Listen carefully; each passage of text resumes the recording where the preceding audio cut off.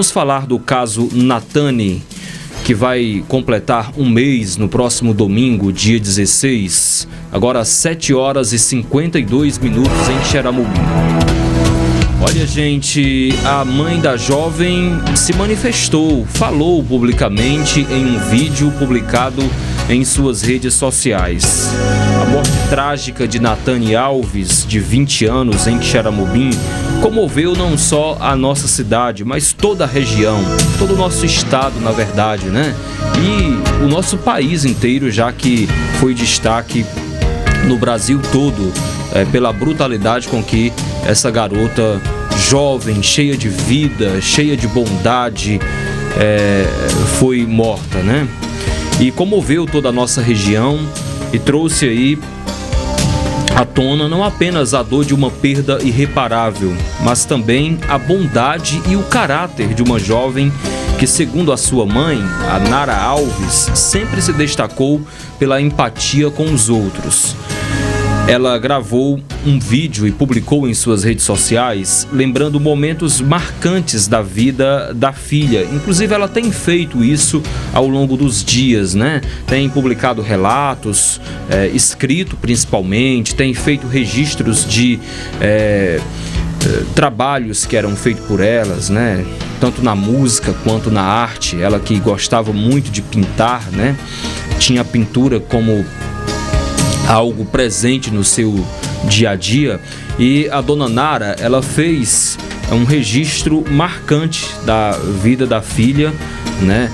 Relembrou momentos aí marcantes da vida da filha, e fez questão também, inclusive, de compartilhar uma carta nas suas redes sociais de um professor da jovem Natane, uma carta de 2018, que o professor pedia para que ela continuasse sendo sempre essa pessoa bondosa, acolhedora, sempre disposta a ajudar as pessoas. Inclusive, ela publicou um trecho da nota, da carta nas redes sociais, né? Vamos acompanhar esse trecho em que ela relata um caso específico de quanto a filha era boa, carregava a bondade no seu coração. Veja. Eu estava olhando aqui umas coisas da Natane e encontrei uma carta de um professor de 2018. E na carta ele diz para ela nunca perder a bondade e o acolhimento que ela tem por todos. E às vezes, quando eu me pego pensando nas coisas dela, realmente ela não media para quem era, se ela conhecia ou não. Ela tentava ser boa, ela era bondosa com todos. E eu lembro que, acho que em dezembro, a minha sobrinha foi para a UPA e ela ia ser internada. A mãe dela foi para São Miguel para pegar as coisas dela e a gente ficou com ela na UPA, eu e a Natane. E cada pessoa que estava lá tinha uma acompanhante. E chegou um cara na maca, o enfermeiro deixou ele lá e esse cara não tinha companhia. E ele gemia bastante de dor, como se estivesse sentindo bastante dor. E aquilo chamou a atenção da Natane. Ela não parava de olhar para ele.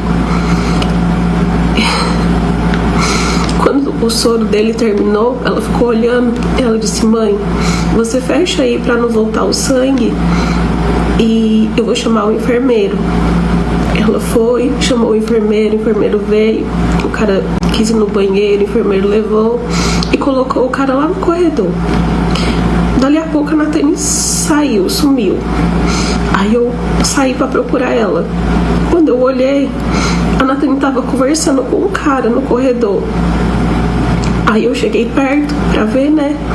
Aí ela pegou a ficha dele e falou: mãe, você pode ir lá e pedir para marcar o retorno dele, para ele passar no médico? Eu disse: eu posso. Eu peguei a ficha e eu olhei a ficha. E o cara só tava alcoolizado.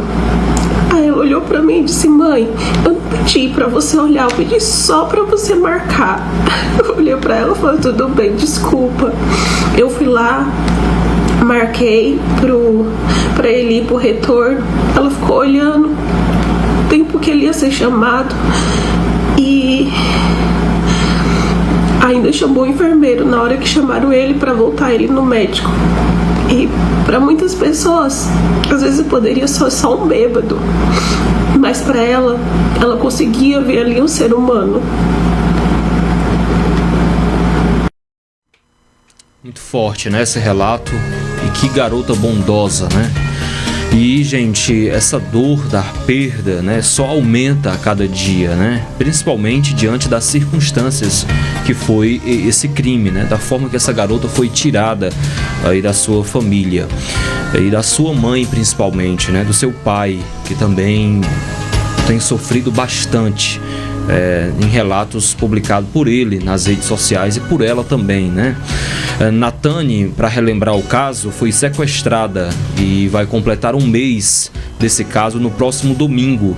Ela foi sequestrada, na verdade raptada, né, em Quixeramobim e encontrada morta na localidade de Laranjeiras, zona rural de Banabuiú, no Sertão Central, com a investigação revelando detalhes cruéis sobre a violência sofrida pela jovem. O ex-pastor Francisco Márcio Freire, de 43 anos, foi indiciado pelos crimes de latrocínio, roubo seguido de morte, estupro, ocultação de cadáver e associação criminosa. Quando a gente fala em estupro, é tentativa, né? Porque não houve ato consumado, né? Não houve conjunção carnal.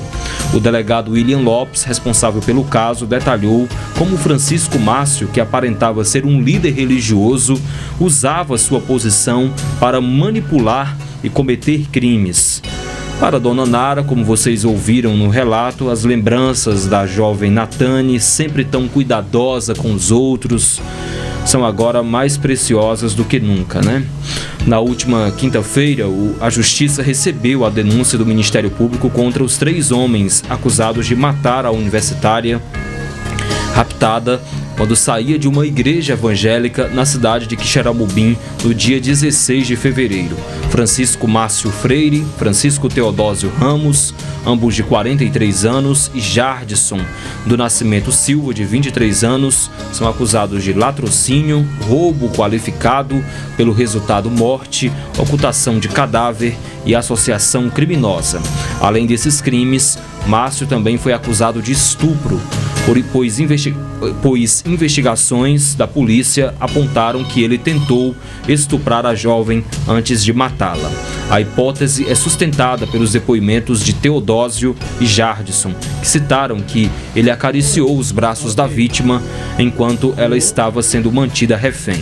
Ficou falando frases de duplo sentido e levou para a área de mata a garota, né? Então, tá esse relato forte da mãe de Natane, a dona Nara Alves, a quem a gente mais uma vez abraça e deseja força, né, por esse momento difícil que ela está passando, que ela está relembrando e tendo que lidar a todo instante, né? Ao ver ali o local que a filha ficava, o quarto, o local que ela dormia, que ela escrevia, que ela pintava, né? Que ela cantava, que ela, com as suas inúmeras habilidades, fazia para passar o tempo, né? E uma dessas coisas que ela muito fazia era pintar, e pinturas impressionantes, as imagens que a dona Nara já compartilhou das pinturas feitas pela jovem. Então, mais uma vez, muita força para ela, e a gente volta a pedir justiça, né? Que possa ter justiça, que eles possam ser punidos e julgados aí pelo rigor da lei. Um abraço aí para dona Nara, que sofre bastante. A cada dia que passa, a saudade vai ficando cada vez maior. Muito forte esse relato dela, né? Muito forte. Foi compartilhado aí por ela nas redes sociais, ela rompendo o silêncio e gravando esse vídeo, falando publicamente pela primeira vez sobre a garota e sua bondade, que era sem tamanho, né?